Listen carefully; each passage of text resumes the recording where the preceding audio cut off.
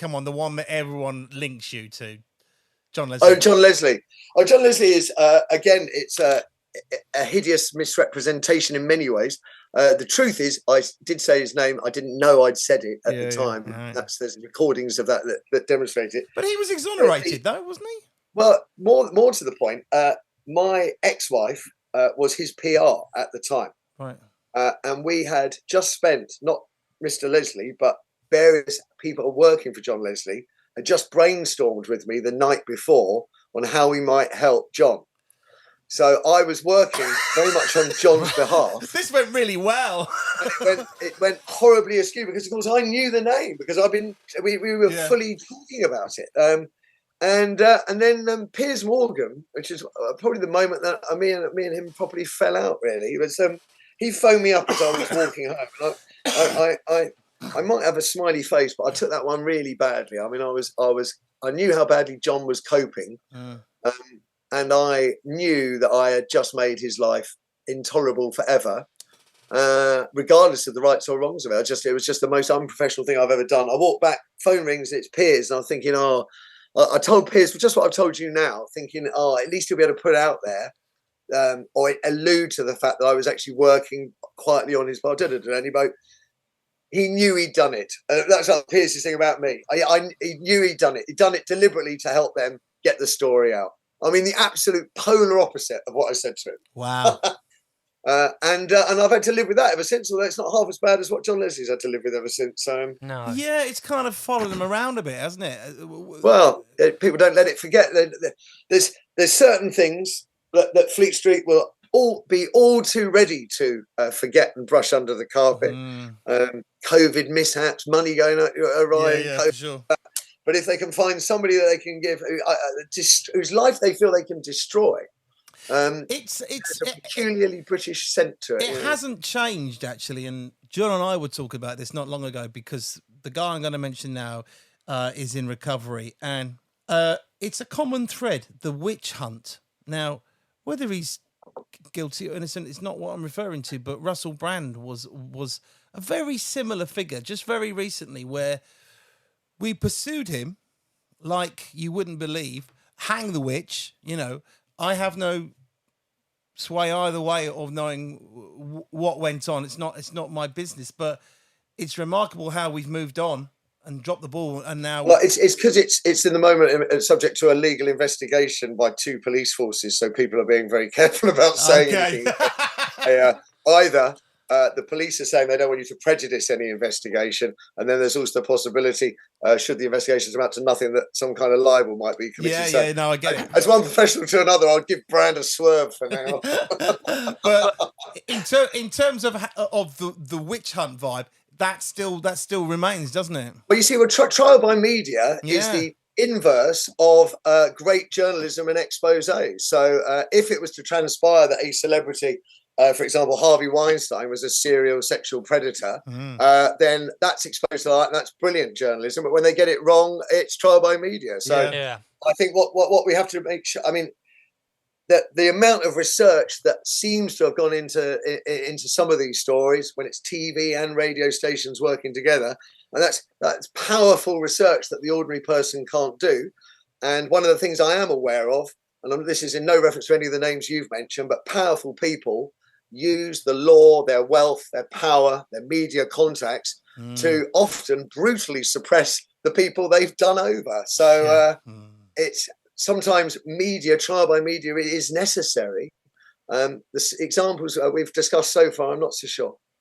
Yeah, I know. I've got to ask, all those years on live telly, and a great admiration for people that do that, is to be able to think on your feet and keep the show going.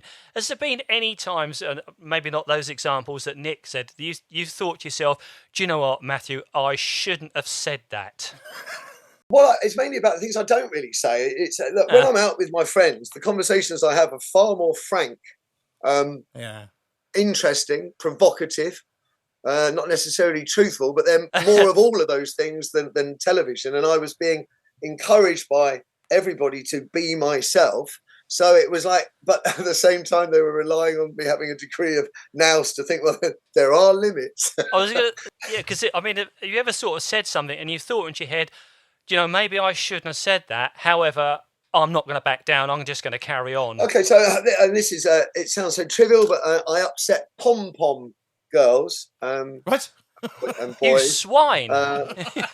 This was and it was the first 5, maybe even first 10 years of the show. So I've been on a fair few years, and I think it was just someone saying, "Oh, it's a sport," and I was going, "Oh, it's not a sport." I wasn't very serious. But anyway, the Pom Pom Association of Great Britain, or whatever they're called, took great offence, and I then took great offence to them taking great offence, because I didn't mean to. I genuinely don't really mean to upset anybody unless they're bad and evil and deserve to be upset. I certainly didn't want to upset pom pom girls, but I certainly hope that when it comes to exercise and sport, my daughter just does a little bit more than pom pomming. I'm sure it's very worthy, but it's opinions versus feelings, isn't it? I want to have my opinion, but at the same time, I was really pissed off that I had genuinely upset people as much as I had.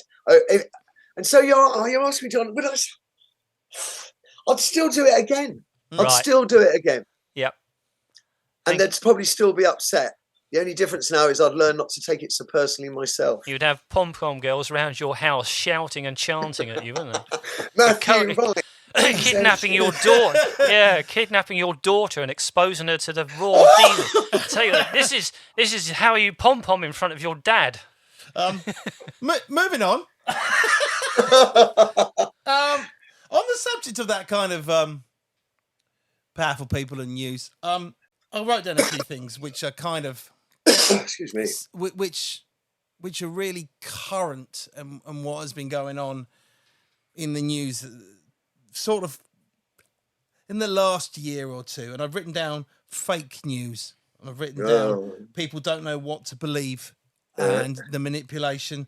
And then we've got AI creeping in where, I mean, crikey, I saw a couple of Tom Cruise things where it's just not him and you really wouldn't know. I mean, is that going to become a bigger problem? Yeah. So, although I'm still occasionally doing bits and pieces here and there, I've just, I think broadly speaking, I don't really want to get into the news discussion any more than I am these days, because I find everything has been, you can weave sort of toxicity into everything. All the things you've mentioned are so out of control, and the mainstream media, by that I mean I'm thinking mainly of our newspapers, are not doing a very good job of exposing that to the light. So I think that at the moment, I think there's certain political decisions the country made showed that you can persuade otherwise decent people to make really stupid decisions if you feed them enough lies. And once you set the precedent that you really can change the course of a country by operating its citizens to behave a certain way by telling them lies, then the sky is the limit as far as corruption goes. We went straight from Brexit into the COVID Filia Boots scandal, which is still ricocheting on a wheel for years. And within it, as the COVID inquiry that's just started in the UK is showing, they all knew it, the politicians. They were like, oh yeah, Boris Johnson was just in total denial and send the old people to the death. I don't care. I don't want to know. I don't want to have a bad day. I'm going on holiday. And the rest of them all running around going, he's completely out of control. We'll just do what he says anyway. And they just sold us out. The newspapers, they got a whole lot of money to see them through COVID that most other industries didn't get as a special grant from Downing Street. Oh, yeah. They're writing about what a great job they're all doing. And you think, and there's still people out there that think they did a great job. Well, there's, I think it's extremely worrying for the future. It's really worrying. I mean, obviously we're recording this, but currently we're right in the middle of the Middle East Gaza debacle, and that's another really great example of actually not really knowing just what is going on. I saw something on Twitter, and it was an actor, and he was lying in bed, and he was pretending to be shot, and next minute he's up running around, and then you're thinking, hang on, who said what? Who did this? And it's and everyone's going, what is going on? I mean, I've backed away from it because I can't make head nor tail of it at this present moment in time, and it's very difficult to comment on it, I think. share your reticence. There's just one thing I'll say, which doesn't really, it's not a comment by me per se, but it's Brandon Lewis, former Minister of State. Yeah. So he's seen this footage at one of the stations of a demonstration of sitting that happened overnight. Yeah. And it's Jews for Peace is the group that's doing it. Right. Jews for Peace. And his tweet is, I can't believe what all these disgusting people are doing. Because he's just made an assumption, I think, that they are Palestinians or Hamas or British supporters thereof. And I found it really interesting that the mainstream media tells us what Jews think all the time, but simultaneously not explaining that there are all kinds of different Jews out there. And if you look at the ultra-Orthodox, they're more anti-Zionist than some of the Palestinians. So, it's politics and faith are utterly merged in Israel at the moment in quite worrying ways. And, yes, it's really, really hard to see the wood for the trees. But that's just one glimpse of it. You know, we live in an age where, you know, social media and telephones have given everyone information that they didn't have before, but we don't know whether it's the right information. You don't know whether it's true. You don't know whether it's true. And it strikes me that even if you look at organizations and bodies that try and establish the veracity of things, they're struggling under the sheer weight. Like Donald Trump was every day he'd come out and make a statement that could be wildly untrue. And by the time people had got around to addressing that, the next day he made another statement and then another statement and another statement. By the end of a month, you've got 30 wildly untrue things to go through. At the end of a year, you're hundreds. It's hard to follow. It's hard for ordinary people to know what the truth is. I mean, I've been in the media game for all my life, and I don't know what the truth is anymore. No, it becomes more and more apparent it is within our nature to destroy ourselves, John? Certainly, yeah. Yeah. Couldn't agree more. Yeah.